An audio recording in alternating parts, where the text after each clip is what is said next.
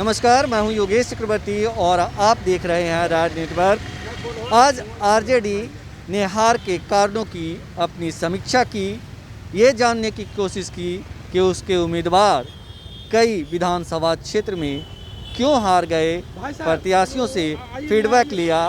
और इस वक्त हमारे साथ गौतम कृष्ण हैं जो महिषी विधानसभा क्षेत्र से महज चंद वोटों से चुनाव हार गए थे और ये पूर्व वीडियो भी हैं। वीडियो के पद से रिजाइन करके इन्होंने चुनाव लड़ा था और इनकी काफ़ी क्षेत्र में लोकप्रियता है। ऐसे ये बहुत ही अपनी लोकप्रियता के लिए पूरे लोग इनको जानते हैं, पहचान के मुहताज नहीं हैं। तो गौतम जी, आज की समीक्षा बैठक में आपने बताया कि हार की वजह क्या थी आपकी? सबसे पहले बहुत बहुत धन्यवाद देंगे आपको। और आज हम पूरे पार्टी की समीक्षा बैठक थी, जिसमें पार्टी के पदाधिकारीगण तेजस्वी यादव जी के नेतृत्व में समीक्षा की और इनमें हार के कारणों की चर्चा हुई। कहाँ हम लोगों से चूक हुई, कहाँ संगठन की चूक हुई और कहाँ प्रशासनिक तौर पे हमें हरा दिए गए। इन चीज़ों को लेकर के गहरी समीक्षा की गई है। कुछ अन्य टास्क और संगठन की जिम्मेवारियां भी दी गई है। आगे किसान आंदोलन के लिए हम लोगों को कैसे मजबूती के साथ लड़ना है, किसानों के साथ कैसे खड़ा रहना है, इन चीज़ों पे भी चर्चा हुई, मशवरा हुआ और मजबूती से किसान आंदोलन को साथ देने का वादा भी किया गया। और जो किसान 18 किसान अभी तक शहीद हो चुके हैं इस किसान आंदोलन में, उनके प्रति श्रद्धांजलि भी दी गई है। जी जी। गौतम जी, ये बताएं कि जिस तरह से आज एक हवा उठी है कि जल्द ही विधानसभा के चुनाव फिर होंगे, तो क्या लग रहा है आपको कि मतलब सचमुच बिहार में एक बार फिर विधानसभा के चुनाव 2022 में ही हो जाएंगे? देखिए, राजनीति तो संभावनाओं के खेल है और इसमें मैं ये कहना चाहूँगा कि जिस तरह से ये सरकार बैसाखियों के बल टिका हुआ है और आपसी विश्वास का जो अभाव है, यह कभी भी सरकार को गिरा सकती है। और ऐसे में अगर हमारे माननीय नेता तेजस्वी यादव जी बोले हैं कि विधानसभा चुनाव 2000 अगले 21 में भी हो सकता है, तो इस संभावना से हम इनकार नहीं कर सकते हैं। और हमें पूरे विश्वास है कि जिस तरह से बैसाखी पे टिका हुआ है और विश्वास पे टिका हुआ है, यह निश्चित रूप से कभी भी कोई अप्रत्याशित परिणाम सामने ला सकते। ये बताएं कि जिस तरह से आरजेडी लगातार कहती रही है कि जनादेश की चोरी हुई है, हमारे कई उम्मीदवार को हरा दिया गया है, आपके बारे में भी ये कहानी है कि आप चंद वोटों से, 200 वोटों से अगर हारे हैं तो इसके पीछे कहा जा रहा है। आपके क्षेत्र में कितने बैलेट पेपर रद्द किए गए थे? देखिए, हमारी पार्टी की ओर से लगातार कही जा रही है कि जनादेश की चोरी हुई है। जी। और उसका एक उदाहरण मैं भी हूँ। और जिस तरह से मतगणना में मैं 1 से लेकर के 29 राउंड तक आगे गया हूँ, कोई 1-2 राउंड में, मैं किसी राउंड में पीछे नहीं गया और सारे राउंडों में मैं आगे चला।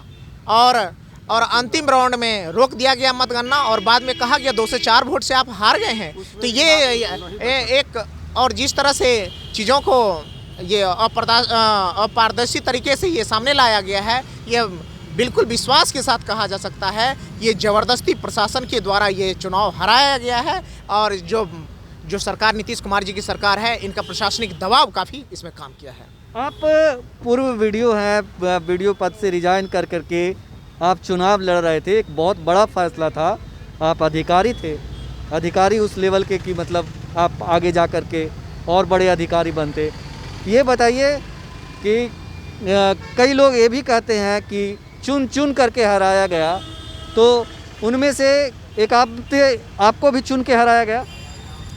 देखिए, अब हार तो हार होता है, चुन के हराएं या ज़बरदस्ती हराएं, हार हार है। और जनादेश की जो चोरी हुई है, जिस तरह से हमारे आज प्रदेश में सरकार होती, आज उस सरकार के जनादेश की चोरी हुई है। माननीय तेजस्वी यादव जी हमारे मुख्यमंत्री होते, विकास के लिए जो नई नई कहानियाँ और नई चीज़ों को लिखा जाना था, वो पहले कलम से और कैबिनेट के पहले बैठक से होनी थी, आज उसको नहीं गया है। आज कहा तेजस्वी यादव जी के द्वारा कहा गया था हम बेरोजगारों के लिए पहली कलम से और पहले कैबिनेट में 10 लाख रोजगार देंगे। और विपक्षी के द्वारा कहा गया था, हवाबाजी किया गया था कि हम 19 लाख देंगे। तो आज हमारा मुद्दा है कि 19 लाख भैया दो, हम सरकार में नहीं आए हैं क्योंकि हमारी सरकार की जनादेश की जो चोरी आपने किया है, आप सरकार बनाए हैं, आपने कहा है कि मैं 19 लाख दूंगा, तो आप 19 लाख दीजिए, नहीं तो हम लोग अगले महीना से हम लोग रोड पे आ रहे हैं। आज अभी यहाँ पे एक तरफ आप लोग की समीक्षा बैठक चल रही थी, दूसरी तरफ जो है यहाँ कुछ नर्सिंग से जुड़े जो लोग हैं वो प्रोटेस्ट कर रहे थे जॉब की मांग को लेकर। उनका कहना था कि तेजस्वी यादव सरकार पे दबाव डालें। क्या लगता है कि लोगों का भरोसा नीतीश जी पे नहीं है अब? देखिए, ये तो प्रत्यक्ष को प्रमाण की क्या ज़रूरत है।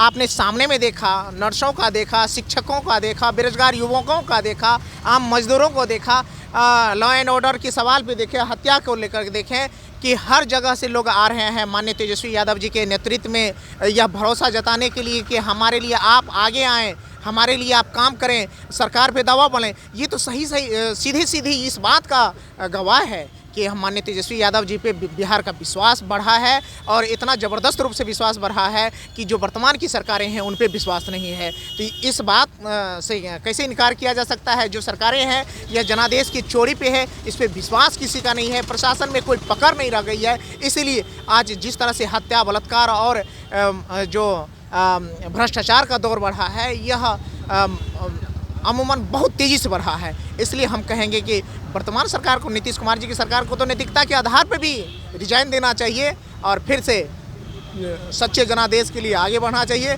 और हमें लगता है कि इस बार जो होगा वह यह आर पार नहीं होगा, बल्कि एक बार तेजस्वी यादव जी की सरकार होगी।